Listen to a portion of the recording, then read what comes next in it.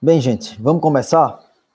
A gente deu aí mais 2 minutinhos para quem ainda não tinha conseguido chegar, mas vamos começar então. Quero começar orando com vocês e aí depois a gente começa a conversar aqui sobre o nosso assunto, tá? Vamos orar então. Senhor Deus, nós te agradecemos por mais um dia, por mais uma oportunidade de estarmos ouvindo do Senhor, da tua palavra, dos teus ensinos. Pedimos a tua graça, Senhor, pedimos a tua misericórdia, pedimos iluminação do teu espírito para poder entender coisas espirituais. Sabemos que somos totalmente incapazes de aprender sobre coisas, iluminar os nossos olhos, aquilo que ainda está escuro. Faz isso nesse momento, nesse tempo que a gente vai ter, pela tua graça e para a honra e para a glória do teu nome. É assim que nós oramos. Amém. Gente, vamos lá. Esse módulo da gente vai ser um módulo longo, tá? Porque a gente vai fazer uma parte dele no primeiro semestre e também a gente vai terminar ele ali no segundo semestre. Porque a gente não queria deixar de tratar sobre questões que são importantíssimas e que, infelizmente, a gente não teria tempo de tratar essas coisas se a gente fosse fazer isso de forma rápida, né? A gente tentasse comprimir os assuntos e dar as aulas todo de uma vez. Então, a gente vai trabalhar agora nesse primeiro semestre, né, alguns domingos aí, sobre uma parte, eu vou falar com você já sobre isso, e aí no segundo semestre a gente vai retornar a esse módulo para poder finalizar, tá? Então, antes da gente começar de fato o assunto, eu quero mostrar aqui para vocês o livro que a gente vai usar como guia para esse módulo. É esse livro aqui, tá? Eu enviei para vocês ao bate-papo o nome dele, A Igreja e a Surpreendente Ofensa do Amor de Deus, do Jonathan Lima. E o assunto, embora o nome seja longo, né? O assunto é basicamente disciplina eclesiástica. A ideia é que nesse tempo a gente se dedique a compreender como que a doutrina de membresia da igreja e como que a doutrina de disciplina eclesiástica, ela não é apenas uma opção para a igreja, mas ela faz parte da natureza da igreja. A disciplina e a membresia faz parte da igreja que o Senhor Jesus Cristo governa sobre todas as coisas. Então a gente vai ter um período que a gente vai tratar sobre esse livro, ele vai ser o guia da gente em todo o conteúdo, todas as aulas. E ao final, depois que a gente trabalhar tudo que diz respeito ao livro, eu quero pensar com vocês sobre questões mais voltadas para o nosso contexto prático, né? Embora as nossas aulas terão alguns exemplos práticos, obviamente, mas tratar a disciplina eclesiástica dentro do contexto da Igreja Presbiteriana do Brasil. Como que nós entendemos, como é que nós entendemos as implicações da doutrina, da disciplina eclesiástica, biblicamente falando. E para isso nós vamos utilizar, como eu mandei também no bate-papo, o Manual Presbiteriano, tá? Isso aqui você pode encontrar em PDF na internet. Eu posso enviar para vocês depois. Isso aqui é um conteúdo livre.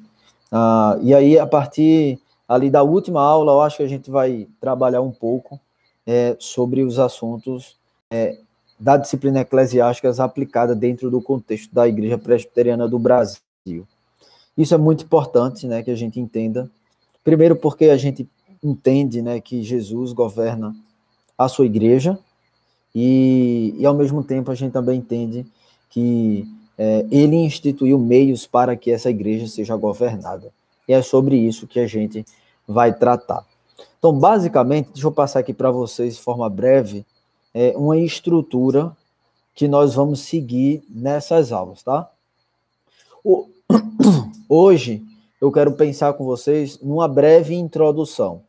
Hoje a gente não vai entrar diretamente nos assuntos de disciplina eclesiástica, mas eu irei introduzir algumas questões que são fundamentais para que, a partir dessas questões, nós possamos pensar a respeito da disciplina eclesiástica.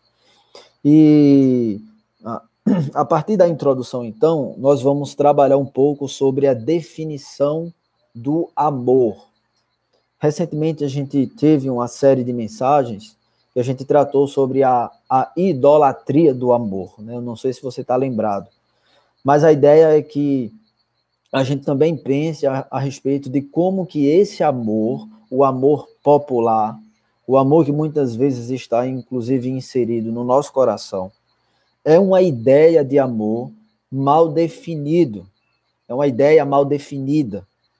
E por causa disso, então, nós temos o amor como um ídolo. E aí, a partir disso, a partir do entendimento da péssima definição de amor que muitas vezes nós temos, nós vamos caminhar para a correta definição de amor. E por que a gente fala tanto de amor? A gente fala tanto de amor porque disciplina eclesiástica diz respeito a amor. Quando a gente fala de disciplina, nós estamos falando de amor, diferentemente do que muitas vezes nós pensamos.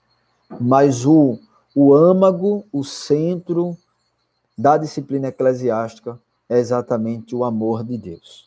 Então, depois que a gente pensar no amor mal definido, a gente vai, então, redefinir esse amor de acordo com as Escrituras. E aí a gente vai pensar sobre a natureza do amor, o governo do amor, o alvará do amor, ou seja, como é que esse amor, como é que é dado a permissão de Deus para que esse amor seja praticado. E também vamos tratar sobre a aliança do amor. Então, é a ideia aí da gente definir biblicamente o que é amor, para que a gente possa, então, chegar no penúltimo ponto, que é como nós vivemos o amor. Então, a gente vai afirmar o testemunho do amor e também vamos conversar um pouco sobre a ideia de submissão e a liberdade do amor. Tudo isso que eu falei para vocês é basicamente a estruturação do livro aqui do Jonathan Lima, tá? O livro é estruturado dessa forma e a gente vai seguir isso. Lá no fim, lá já no segundo semestre, a gente então vai pensar um pouco sobre o Código de Disciplina da Igreja Presbiteriana do Brasil, como sendo exatamente a implicação prática disso que nós entendemos biblicamente como disciplina da igreja. Tá bom? Dando então esse panorama geral para vocês, eu quero começar então introduzindo algumas ideias, e aí depois que a gente pensar sobre essas ideias, a gente vai, de forma muito breve, pensar no texto bíblico, tá? Então, a primeira coisa que eu quero que vocês entendam, e que é importante a gente perceber, é que o meio, a forma de se falar, de se comunicar, de se ensinar, também é uma mensagem. Ou seja, o conteúdo da minha fala, o conteúdo das nossas conversas, elas dizem respeito à mensagem. Agora, o meio pelo qual nós comunicamos esse conteúdo também diz respeito à mensagem. Ou seja, a mensagem não é só o conteúdo, mas é também a forma. Vou dar um exemplo prático e básico para isso. Uma coisa é eu ligar para alguém, dizer que eu estou com muita saudade, dizer que eu quero ver essa pessoa em breve e combinar com ela certo dia para poder vê-la. E eu faço isso várias vezes e nunca me encontro com essa pessoa. Então veja, embora eu tenha constantemente falado a essa pessoa, certo? Que eu queria vê-la porque eu considero a presença importante para uma conversa, para uma vida. Embora eu tenha falado isso muitas vezes, eu não estou cumprindo essas coisas. Portanto, a forma que eu falo por telefone comunica que, embora eu esteja dizendo que eu vou me encontrar com essa pessoa pessoalmente, isso não está acontecendo. Portanto, eu entenderia, certo, que, de fato, essa amizade não é tão profunda assim, tendo em vista que você teve várias oportunidades para poder estar presentemente, ou seja, a forma de você me comunicar era presente, você me prometeu isso várias vezes, mas você não fez. Isso passa uma mensagem, né? A forma pelo qual nós entregamos o conteúdo também diz respeito ao conteúdo. Então, a ideia aqui, a estrutura da vida coletiva da igreja está intimamente ligada ao conteúdo do evangelho. Ou seja, a vida coletiva dos membros da igreja está intimamente ligada ao conteúdo do evangelho, ou seja, não são coisas separadas. Da mesma forma, o conteúdo do evangelho está intimamente ligado à estrutura da vida coletiva da igreja. Então, quando a gente pensa em vida coletiva da igreja, em estrutura da vida coletiva da igreja, nós estamos pensando em tudo aquilo que Deus deu à sua igreja para que de forma estrutural ela funcionasse. E a gente precisa entender que essas coisas, não são estruturas, não são formas de vida que dizem simplesmente respeito a uma estrutura qualquer ou uma coisa que nós podemos mudar e fazer do jeito que a gente acha melhor. Mas nós entendemos que essas estruturas, a estrutura da vida coletiva da igreja, ela diz respeito ao conteúdo do evangelho. O conteúdo do evangelho é que comunica a estrutura da vida coletiva da igreja e, portanto, a vida coletiva da igreja está fundamentada e está em constante comunicação, ela é intimamente ligada à vida coletiva da igreja. Então, pense comigo. Quando a gente pensa em disciplina, nós temos dois tipos de disciplina. Nós temos a disciplina que nós chamamos de disciplina formativa e temos a disciplina que nós chamamos de disciplina corretiva. Qual é a diferença dessas disciplinas? A disciplina formativa é a disciplina que visa ensinar, que visa guiar, que visa orientar. Portanto, quando eu estou falando para o meu filho o que é que ele deve fazer, eu estou exercendo uma disciplina. Quando eu estou orientando o meu filho o que ele não deve fazer, eu estou exercendo uma disciplina formativa. Do outro lado, quando o meu filho faz alguma coisa errada, eu não mais apenas o oriento, mas eu o corrijo. Então, a disciplina corretiva, ela tem a função de ensinar, mas também tem a função de corrigir alguma prática que foi realizada errada. Perceba, as duas formas de disciplina, elas são bíblicas, mas elas são comunicadas de forma diferente. A formativa é comunicação e a corretiva, obviamente, é comunicação. Correção. E também isso se aplica à igreja, né? Na igreja, nós somos todo domingo disciplinados, né? Todo domingo nós somos ensinados, todo domingo somos orientados. E, portanto, em certa medida, isso é uma disciplina formativa. Mas existem outras situações e momentos que é necessária uma disciplina não apenas formativa, mas é necessário muitas vezes uma disciplina. Submeter-se a uma igreja local é o que um verdadeiro crente faz, assim como um verdadeiro crente busca as boas obras, ama o seu próximo e assim por diante. Então veja, há uma no livro, ele diz assim: submeter-se a uma igreja local é o que um verdadeiro crente faz, mas um verdadeiro crente também faz mais que isso. O verdadeiro crente busca as boas obras, ele ama o seu próximo e faz todas as práticas requeridas pelo Senhor Jesus para nós. Portanto, alguém que se recusa a se submeter a uma igreja local, perceba isso muito bem, alguém que se recusa a se submeter a uma igreja local é como alguém que se recusa a buscar uma vida de justiça.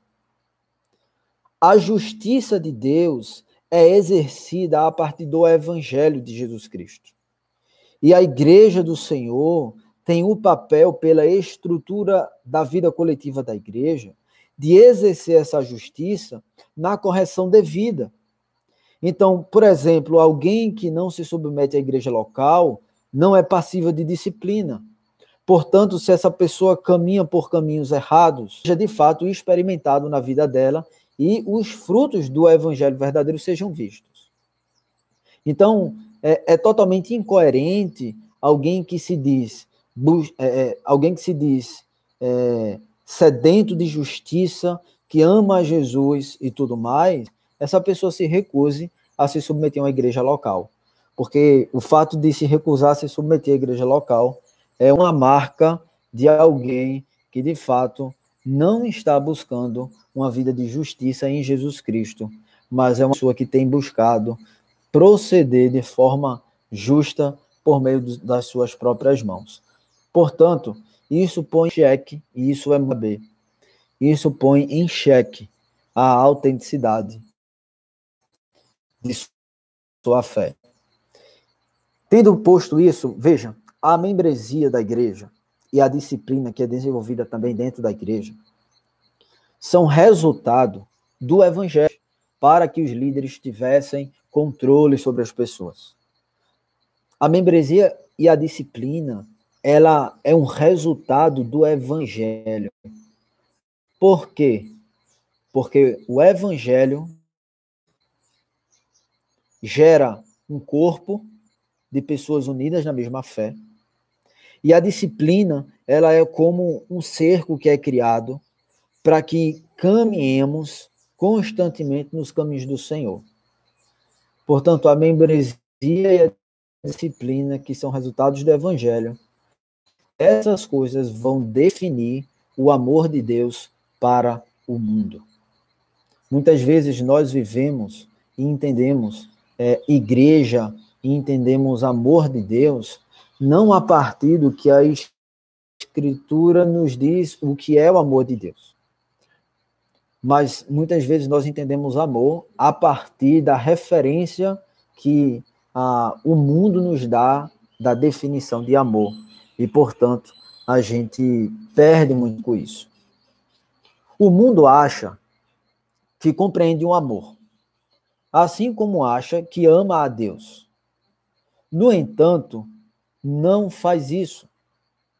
Ele só compreende ilusões idólatras. Veja, o mundo não tem a compreensão de fato do que é amor.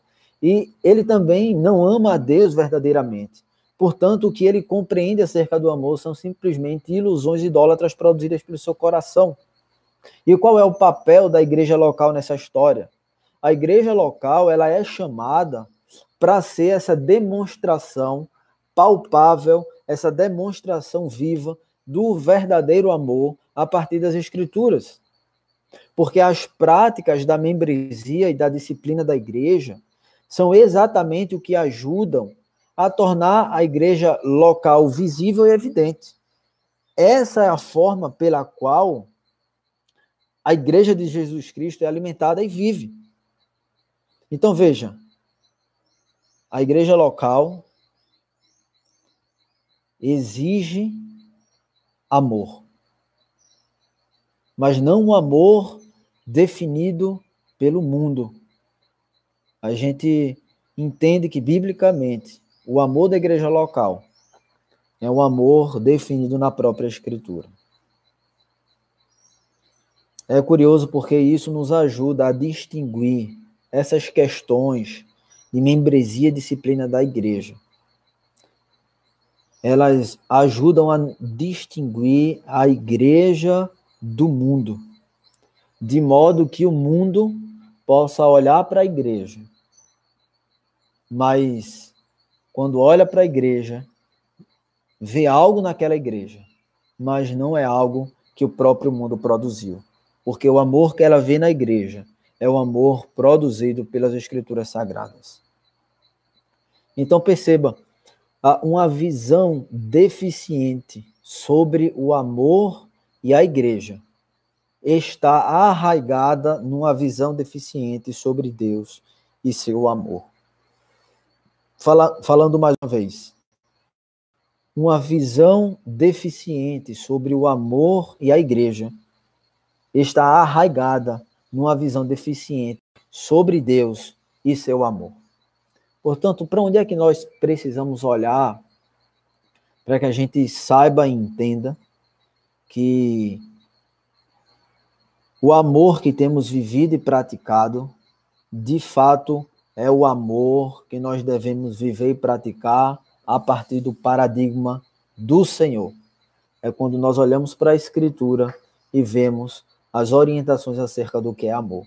Por isso que no nosso cronograma aqui, a gente precisa, antes de definir o amor, a gente funciona para que a gente identifique os problemas, as incoerências, e a gente olhe, então, para a Escritura.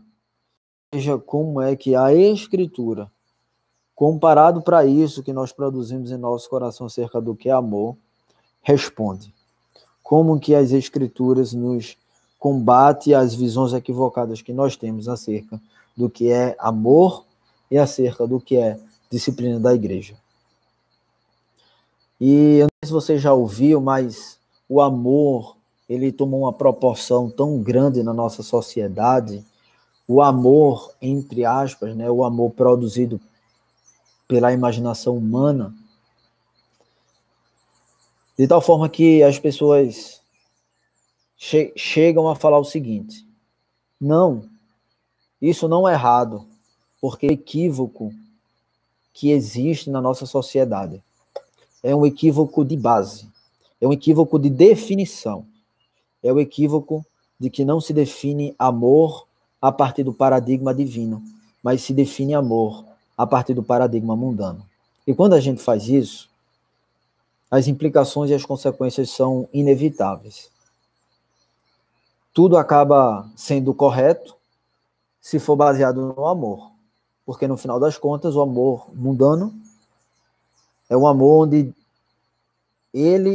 o próprio amor, e como a gente leu aqui, é aquilo que justifica todos os pecados. Mas que amor é esse? E como é que ele se desenvolve? Como é que ele funciona? E é isso, então, que eu quero pensar com vocês durante todo o restante desse tempo que a gente vai ter. Nós assumimos não que Deus é amor, mas que o amor é Deus. Começamos com o nosso próprio conceito de amor e permitimos que esse conceito defina o que é certo e o que é errado. O amor, então, se torna um ídolo. O amor se torna um ídolo porque nós não pensamos acerca dele a partir do que Deus diz que é. E quando esse conceito começa a permear a nossa vida, nós vamos considerar o que é certo ou o que é errado a partir exatamente do que nós achamos que é amor. Então, veja se você já não pensou dessa forma, ou talvez pessoas ao seu redor já não pensaram dessa forma. O amor não tem limites. Ele estabelece os limites. Nesta perspectiva, qualquer ideia sobre verdade ou santidade se desfaz. Você já parou para pensar que muitas das ideias que nós temos é de que o amor, ele não tem limites. O amor é ilimitado. O amor é incondicional. O amor é algo que nós não temos como colocar limites, porque o próprio amor é o que estabelece os limites das coisas. Qual é o problema? É que quando a gente pensa o amor como aquele que estabelece os limites, toda a ideia de verdade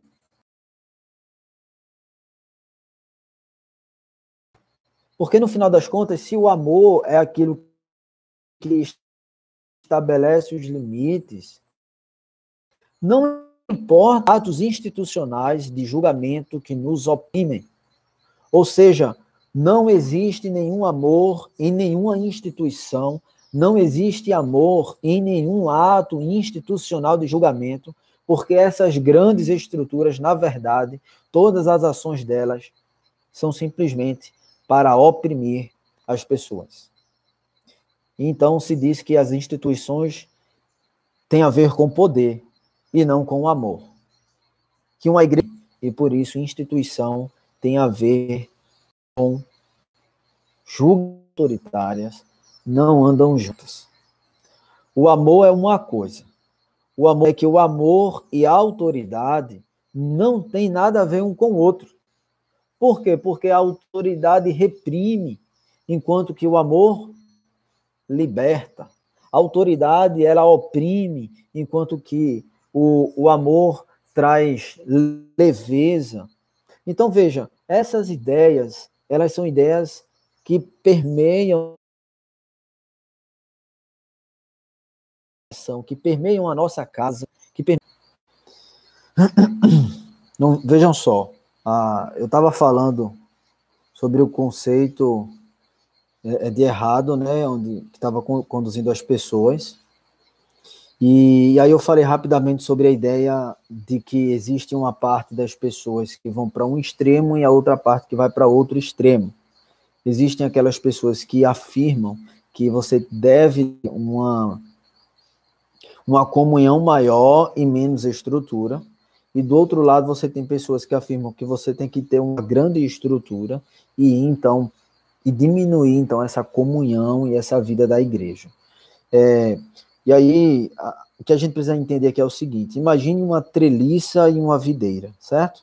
Treliça aquela como se fosse um suporte para que a videira, por meio dela, possa crescer, possa ter e produzir ali mais vida. E o exemplo aqui que a gente precisa entender é que a estrutura, ela é como se fosse uma treliça e a videira é como se fosse a vida da igreja. Então, não faz sentido a gente ter uma igreja com uma estrutura gigantesca, tendo em vista que a videira, que ela é tão pequena, né? Então, não faz sentido. Da mesma forma, não tem como uma videira crescer de tal forma que ela não tenha uma treliça para poder suportar esse crescimento dela, para que a vida que seja produzida e tudo mais seja de fato uma vida que tenha sustentação, né? Então, essa ideia é a ideia da treliça e a ideia da videira, e a gente precisa entender que o evangelho se encontra exatamente nesse equilíbrio. Não é mais estrutura e menos comunhão, menos vida. Da mesma forma que não é mais estrutura e mais comunhão, menos vida. Então, pensando aqui com vocês ainda, quero pedir para vocês irem abrindo aí rapidamente no texto de Mateus, capítulo 16, verso 19, que a gente vai pensar brevemente nesse texto. Enquanto vocês abrem, escutem como que como é que a gente precisa pensar que a membresia e a disciplina da igreja. A membresia e a disciplina da igreja local, tanto quanto qualquer outra coisa, representam o lado institucional da religião e da vida da igreja. A membresia da igreja, veja, isso é muito importante, tá? A membresia da igreja é o traço na terra, uma linha limítrofe, um muro ao redor da cidade. É a lista de nomes, é uma forma institucional de declarar: as pessoas desta lista são as de dentro, todos os demais são os de fora. A membresia da igreja, sem dúvida alguma, é exclusivista. A membresia da igreja não é uma lista de nomes onde eles não têm nenhum significado. A membresia da igreja ela é exclusiva para aqueles que se submetem ao senhorio do Senhor Jesus Cristo. E a gente entende que o senhorio de Jesus Cristo é dado na estrutura da igreja, e dentro dessa estrutura nós temos então a disciplina da igreja local como sendo instituída pelo próprio Jesus para que a justiça do evangelho seja manifestada na terra. Por isso que a gente acredita que você não é membro de uma igreja local simplesmente porque você tem vontade, certo? A membresia requer fé, requer compartilhar a mesma fé, e isso é o que faz com que o evangelho seja o lugar, seja o coração, seja o cerne de onde procede a estrutura da igreja. Porque é por meio dessas estruturas que o próprio evangelho controla e define e dirige e orienta a vida da igreja local. Então, guarde bem isso, a membresia da igreja local é exclusivista. A lista de nomes é uma linha que separa, é um muro que separa aqueles que são de dentro e aqueles que são de fora. E é sobre esses que são de dentro que o Senhor Jesus governa, e é a esses que são de dentro que tem o privilégio de poder ser direcionado e orientado pelas palavras do Senhor. Agora, volte seus olhos para o texto de Mateus 16, 19. De forma muito breve, eu quero introduzir a ideia de disciplina com esse texto, pensando com vocês algumas coisas aqui. Esse texto é bastante conhecido, diz o seguinte: dar-te-ei as chaves do reino dos céus. O que ligares na terra terá sido ligado nos céus, e o que desligares na terra terá sido desligado nos céus. Esse é um texto muito conhecido, e o contexto aqui é que Jesus Cristo estava ali com os apóstolos, e essa fala aqui de Jesus, ela está direcionada exatamente a um apóstolo, né? Que é o apóstolo Pedro. E, inclusive, assim como protestantes, nós cremos que nenhum homem tem literalmente as chaves do céu, certo? Nós não cremos que nenhum homem tem, por si só, as chaves do céu. Então, não tem como a gente entender esse texto senão por meio de uma metáfora, certo? Quando o texto está falando de chave dos céus, ele está se remetendo aí a uma metáfora. E o que é que significaria, então, essa chave? Inclusive, assim, a Igreja Católica Romana, né, utiliza esse texto para dizer que as chaves dos céus estão nas mãos do Papa, né? Mas a gente não crê nisso. Então, Jesus falando aqui para Pedro, quem é Pedro aqui nesse contexto? Pedro, sabemos que ele é um apóstolo, certo? Ele tem um ofício extraordinário do apostolado, mas Pedro também é presbítero. Isso você pode encontrar na primeira carta de Pedro, capítulo 5, versículo 1, onde ele se auto-intitula, ele se autodenomina, melhor falando, como presbítero. E, portanto, o que esse texto está fazendo quando Jesus se direciona a Pedro, é Pedro não como aquele pontífice, né, aquele que será a ligação entre a terra e os céus, como a Igreja Católica Romana afirma. Mas Pedro está nesse texto como um representante da igreja local, da igreja do Senhor Jesus Cristo. Então, não é uma pessoa em si, mas é a autoridade da igreja como um todo que Pedro está aqui, então, sendo representado. Mas o que é que significa essa chave? Dar-te-ei as chaves do reino dos céus. A ideia de chave, ela nos remete ao governo do povo no Antigo Testamento, lá na Antiga Aliança. As cidades onde as pessoas se reuniam e viviam, elas eram compostas, né, dentre tantas coisas, elas, via de regra, também tinham muros ao seu redor, mas elas tinham os seus portões. E esses portões, que eram os portões das cidades, os portões eram os lugares de centro, né? Imagine o centro de Recife, onde você tem todo o comércio da cidade funcionando de forma mais forte. A ideia é que os portões da cidade eram esses lugares onde existia toda a vida do povo. Então, lá você tinha homens de negócio, lá você tinha mercados, lá sempre tinha pessoas indo e vindo a todo momento.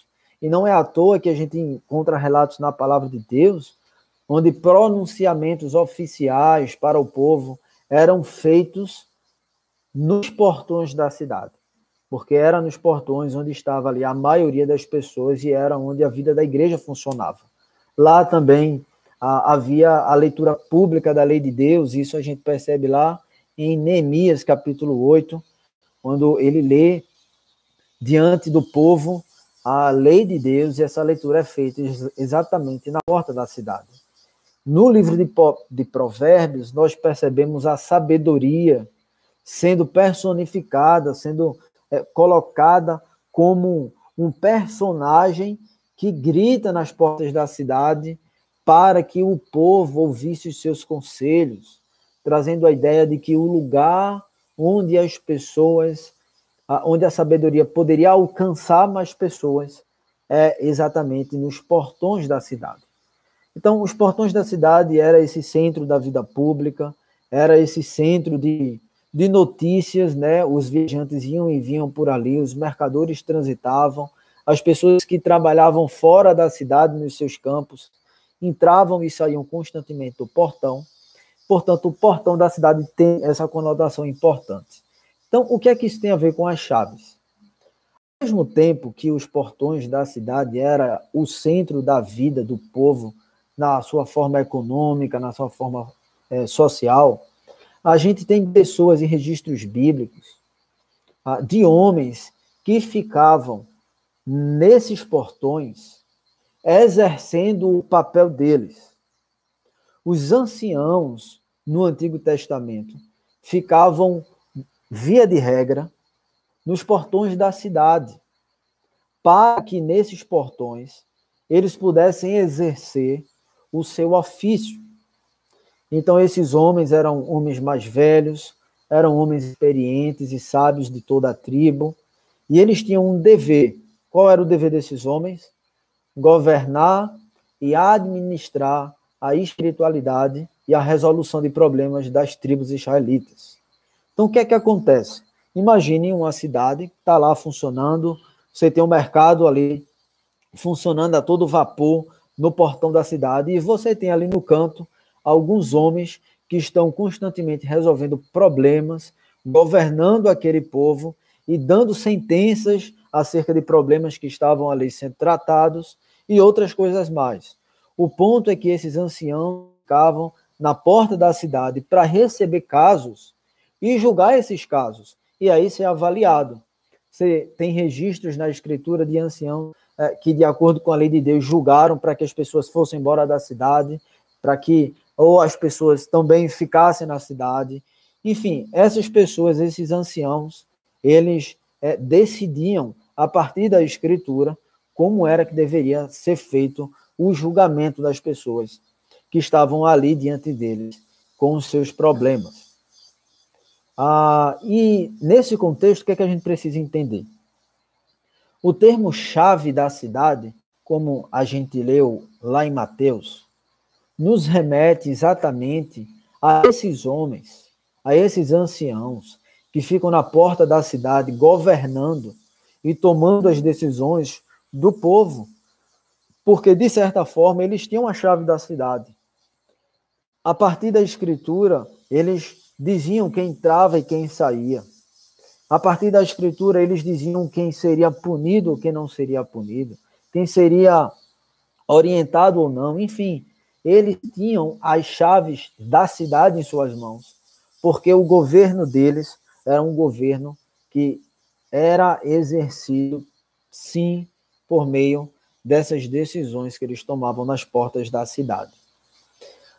No desenvolver da história israelita, obviamente, nós temos adicionado aí aos anciãos também juízes, né? A gente tem registros na escritura também dos reis muitos deles que iam para as portas da cidade para fazer julgamentos. Mas aí o que eu quero pensar aqui com você exatamente a respeito dos anciãos e dessa ligação agora conosco, com o Novo Testamento, com nós, Igreja do Senhor, hoje. Nós não cremos mais, obviamente, que nós vivemos em tribos, né, como Israel ali no Antigo Testamento. Mas nós cremos no governo da igreja representativo. Né? Se você estava agora no modus vivendi, e se passou aí no Qual é a Novidade, talvez você lembre disso. Nós cremos no modo de governo que nós chamamos de representativo. A igreja é representada por meio de um conselho, que é eleito pela igreja para que ele a represente. No entanto, esse conselho que é eleito pela igreja, ele também é investido pelo próprio Deus para governar a sua igreja. Então, no final das contas, o chamado que a Escritura, inclusive, nos chama para escolher as pessoas que estarão ali no conselho, são diretrizes bíblicas com características específicas, porque a pessoa que estará ali tomando essas decisões e representando e tudo mais, essa pessoa vai governar a igreja por meio da Escritura. Então, a Escritura é a base para que, então, as decisões sejam tomadas. E isso é muito interessante porque, no final das contas, Deus é quem está governando a igreja, tanto de um lado quanto do outro. De um lado, Deus conduz a igreja por meio de orientações nas Escrituras, para que essa igreja ela olhe para homens com determinadas características que também são reveladas nas Escrituras, para que eles, então, governem a igreja. E a gente entende, então, que esse modo de governo, o conselho da igreja, ele é exatamente instituído pelo próprio Deus por meio da eleição do seu povo. Então, o conselho no Novo Testamento, ele é equivalente exatamente aos anciãos no Antigo Testamento.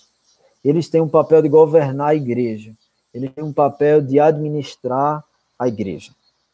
Então, as decisões do governo, ou melhor, as decisões do conselho, que são fundamentadas na Escritura, que a gente sempre tem que lembrar isso, tudo parte da Escritura, são decisões do próprio Cristo para a igreja.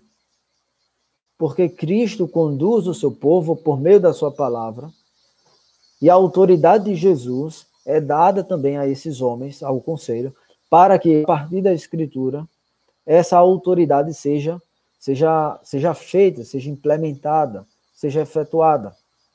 Então, as chaves da cidade dos céus estão nas mãos das autoridades instituídas por Deus, isto é, por meio do conselho. Portanto, o que o texto diz, né? Se for desligado, é Jesus desligando. Por quê? Porque o conselho tem poder para fazer isso? Não. Porque o conselho está seguindo a Escritura, que é a palavra de Jesus. E, ao mesmo tempo, se for ligado, é Jesus ligando. E aí, mais uma vez, porque o conselho tem poder? Não. Porque a palavra de Deus nos orienta a olhar certas características para alguém que, de fato, proclama o Senhor Jesus. E aí a gente percebe que isso fica ainda mais evidente quando a gente olha para o contexto maior desse texto, e a gente percebe que Jesus está falando com os discípulos exatamente sobre o fato dele ser a pedra fundamental da igreja. E os profetas